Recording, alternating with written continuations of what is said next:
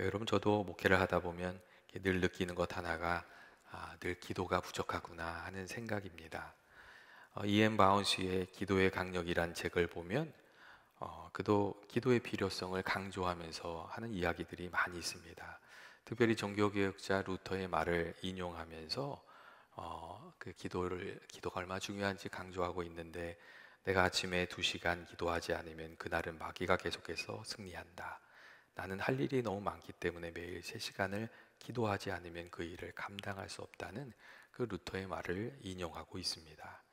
루터는 우리 삶 속에 있는 영적 전쟁의 현실과 또 그 현실을 감당해야 될 우리가 얼마나 연약한 존재인지를 깊이 깨달았기 때문에 아마도 시간이 지나면서 더 많이 기도해야 된다는 것을 아마 인식하게 되었을 것이라고 생각합니다. 그런데 우리들의 삶도 여러분 그렇지 않습니까? 거친 세상에 살아가면서 우리가 삶의 문제와 씨름을 하다 보면 하나님의 도우심을 생각하게 되고 또 기도의 필요성을 우리가 느끼게 됩니다. 그리고 또 기도하다가 하나님께서 도와주시는 그 은혜를 우리가 경험하게 되면 더욱 하나님의 도우심이 간절해지고 또 기도가 간절해집니다. 이 루터처럼 3시간씩 기도하지는 못하더라도 어떻게든 기도줄을 좀 붙들고 살아야지, 그런 마음을 가지고 살아가게 됩니다. 그리고 이렇게 기도줄을 잘 붙들고 살아가는 성도들의 모습을 보면 비록 어려움이 있어도 그 삶에 영적인 질서가 있고 또 그 삶이 이렇게 믿음의 사람처럼 이 아름다운 향기가 이렇게 흘러나오는 것을 알게 됩니다. 근데 반면에 기도 생활이 잘 되지 않고 기도줄을 놓치고 살아가게 되면 그 삶이 무질서해지거나 혼란한 경우가 많이 있습니다. 이 신앙생활이 잘 안 되는 것이죠. 그래서 기도를 신앙생활의 호흡과 같은 것이라고 이렇게 강조해서 말해주고 있습니다.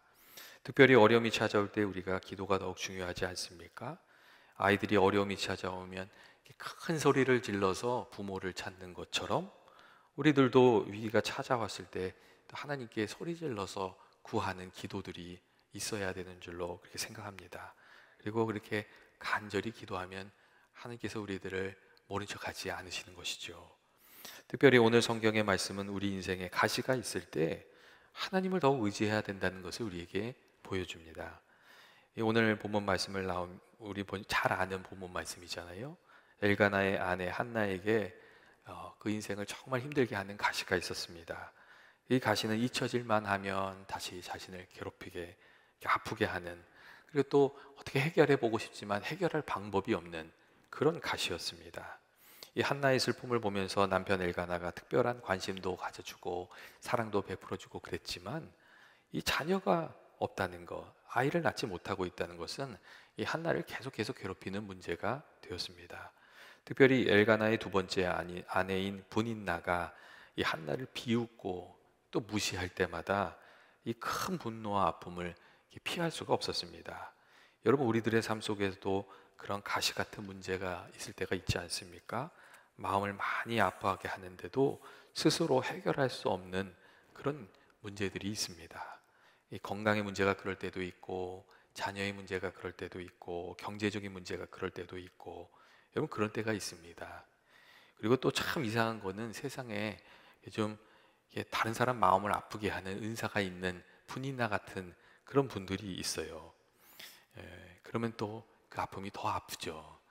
예전에 제가 그 아는 권사님 한 분이 남편한테 굉장히 사랑을 받고 사셨는데 남편이 갑자기 암으로 돌아가셨어요. 그러니까 이제 정말 너무 슬퍼하셨죠.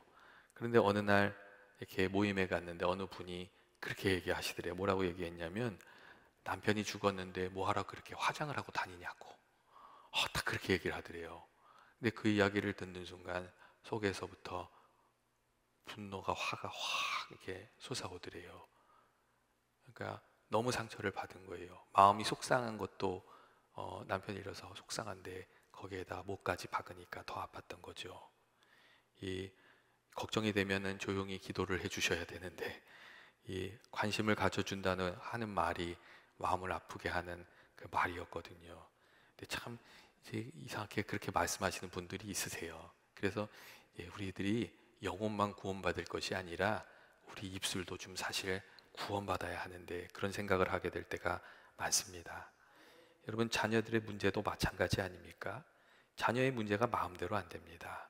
그래서 자녀 때문에 겸손해지는 경우가 많습니다. 예전에 이제 좋은 대학 갔다고 막 이렇게 좋아했는데 그 대학은 2년이 지나면 이게 평가를, 진급 평가를 하는 학교였어요. 근데 이 친구가 학교 가서 너무 노는 거예요. 그래서 이 진급을 못하고 집으로 돌아왔어요. 그러니까 얼마나 속이 상하겠어요.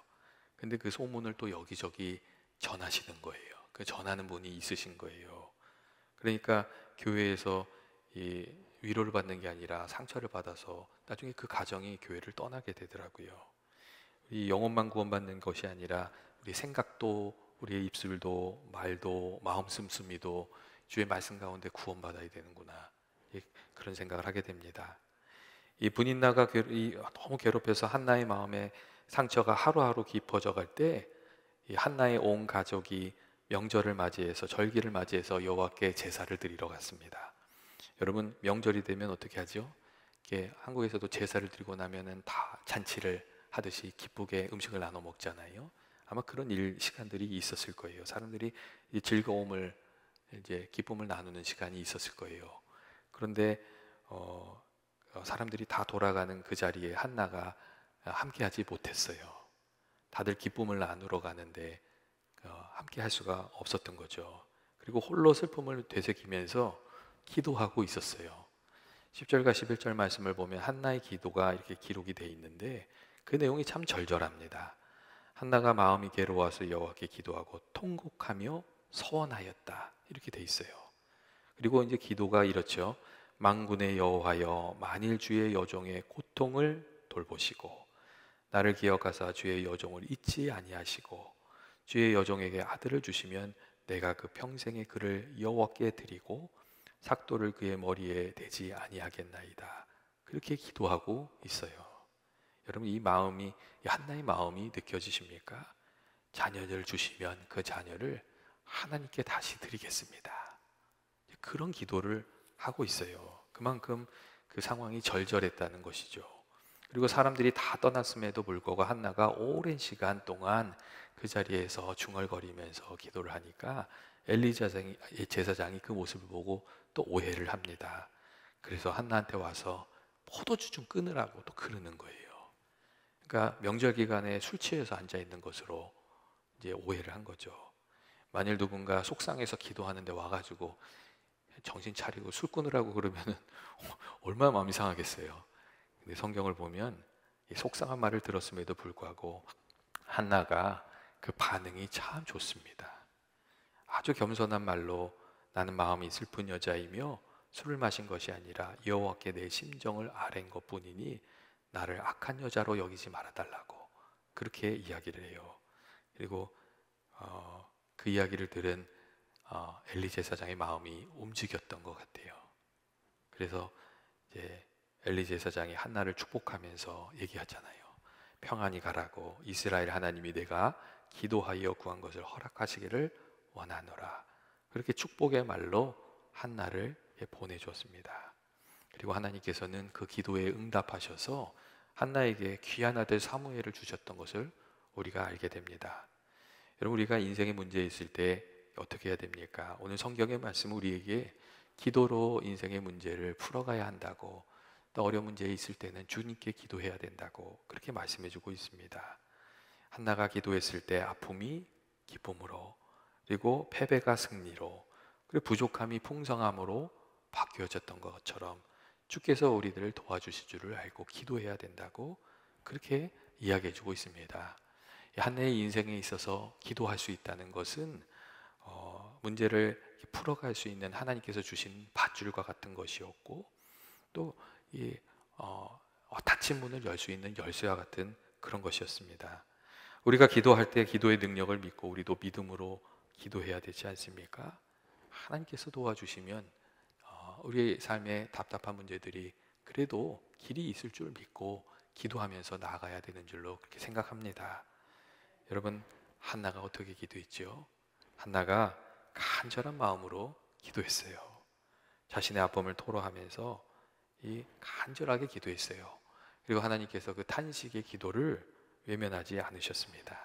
하나님께서 우리를 긍휼히 여기시는 분이시고 또 사랑으로 대해주시고 우리의 아픔에 반응하시는 분이시기 때문에 그렇습니다. 성경을 보면 우리의 연약함을 아시는 성령께서 탄식하며 우리를 위해서 기도해 주신다는 말씀이 있고, 또 시편 12편 5절 말씀을 보면 이런 말씀이 있어요. 여호와의 말씀에 가련한 자들의 눌림과 궁핍한 자들의 탄식으로 말미암아 내가 이제 일어나 그가 원하는 안전한 지대에 두리라. 네, 그런 말씀이 있어요. 탄식함으로 말미암아 하나님께서 어떻게 하신다고 하셨냐면 그가 원하는 안전한 지대에 두실 것이라고 그렇게 말씀해 주고 있습니다. 여러분, 우리가 사람에게 탄식하면 잘해야 동정을 받고 잘못하면 소문만 나고 말거리만 됩니다. 그런데 하나님께 탄식하면 하나님께서 우리들의 도움이 되어주시는 줄로 믿습니다. 하나님께서 광야에서 탄식하는 하갈의 기도를 들어주셨잖아요. 그리고 모세의 기도도 들으셨고 한나의 기도를 들으셨고 또 죄를 뒤집어쓰고 하나님께 나아갔던 히스기야의 기도도 들어주셨어요. 우리들이 탄식하면서 나아갈 때도 하나님께서 우리를 긍휼히 여겨주실 줄로 믿습니다. 그리고 이 한나를 통해서 우리가 좀 생각해 볼 부분은 우리가 좀 씨름하는 기도가 필요하고 기도의 시간을 좀 드려야 되는구나 하는 것들을 좀 생각하게 됩니다. 오래 기도하는 것이 만능은 아니지만 기도가 깊어지고 하나님과 좀 만나고자 한다면 기도의 자리에 좀 머물러 있고 씨름하듯이 기도하는 것이 우리에게 필요하기 때문에 그렇습니다. 사실 그 인내와 씨름이 하나님께 드려지는 우리들의 마음이고 정성이고 그렇습니다. 예전에 오카노 목사님이 이런 얘기를 한번 하셨어요. 막내 아들이 이렇게 있는데 이렇게 와가지고 이 자전거 좀 바꿔달라고 막 칭을 대더래요. 쓸만한 자전거인데 왜 그러는 거야? 이렇게 생각은 아버지가 했는데 사실은 자기 친구들은 다 새 자전거를 타는데 오래된 자전거를 자기가 타야 되니까 이제 좀 속이 상했던 거예요. 그러니까 그 아들이 계속해서 와가지고 몇 번이나 자전거 좀 바꿔달라고 그러더래요. 근데 머릿속으로는 쓸만한 자전거인데 그런 마음이 들었지만 아들이 자꾸 그렇게 얘기하니까 바꿔줘야 되겠구나 그런 마음이 들었다고 그런 얘기를 하셨어요. 여러분, 성경을 보면 끈기 있게 간구하는 과부의 소원을 들어주는 재판장의 이야기도 있지 않습니까? 끈기 있게 기도하다 보면 하나님께서 베풀어 주시는 은혜를 만나게 될 줄로 생각합니다. 여러분, 한 번에 너무 멀리 가려고 많이 가려고 하지 말라는 말이 있습니다. 한 번 기도해서 모든 결과를 얻을 수가 없습니다. 우리가 믿음을 가지고 아침에도 기도하고 점심에도 기도하고 끈기 있게 기도하다 보면 그 기도가 쌓이게 되어서 그 열매가 맺혀주는 줄로 그렇게 생각합니다. 또한 한나와 같이 기도의 자리에 머물러 있는 것이 좀 필요한 이유는 굉장히 많은 경우 우리가 분주한 가운데 세상에서 살다가 기도의 자리에 앉게 되기 때문에 그렇습니다. 그러면 마음이 정돈이 잘 안 되거든요. 그런데 이렇게 한 15분, 20분 이렇게 기도의 자리에 앉아서 하나님을 바라보고 있노라면 그 마음이 잔잔해지고 기도의 문이 열리고 또 기도에 이렇게 하나님과 교제하는 기도에 이렇게 우리가 들어가는 때가 많이 있습니다. 하나님 임재를 경험하게 되는 것이죠. 근데 많은 경우 우리가 이렇게 일상이 바쁘다 보니까 기도의 자리에서 빨리 일어나서 누리지 못하는 그런 은혜들도 있습니다. 그리고 이제 마지막으로 이 한나를 통해서 생각할 점은 한나가 믿음으로 구한 것을 받은 줄로 믿었다는 점입니다.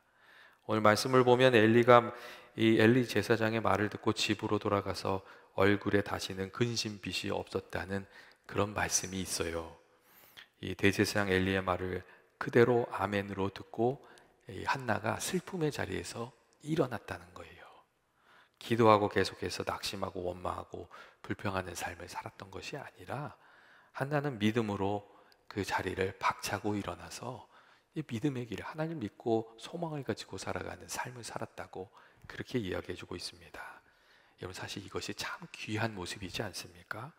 왜냐하면 우리가 믿음으로 산다고 하지만 실상 믿음으로 살지 못한 때가 많이 있어서 그렇습니다. 기도하고 전전긍긍하면서 사는 때도 많고, 기도하고 세상적인 방법으로 결국 문제를 해결하고 마는 경우도 많습니다. 이 기도한 것과 믿음을 배반하는 경우가 적지 않습니다. 그런데 한나는 대제사장 엘리의 말을 듣고 정말 하나님께 드려진 기도가 이루어질 것을 믿고 그 믿음의 모습으로 살아가는 모습을 보여주고 있습니다. 슬픔의 자리에서 일어나서 믿음의 삶을 살아가는 그런 모습을 보여주고 있습니다. 우리들에게 믿음의 고백으로 살아가라고 이렇게 말해주고 있는 것이죠. 여러분, 우리가 기도하다가 응답이 늦어져 이렇게 포기하고 싶은 때가 있어요. 근데 예전에 어느 목사님이 그럴 때는 대나무를 좀 생각해 보라고 그렇게 얘기를 하시더라고요. 대나무가 이 4년 동안 이 마디 하나밖에 자라지 않는다잖아요.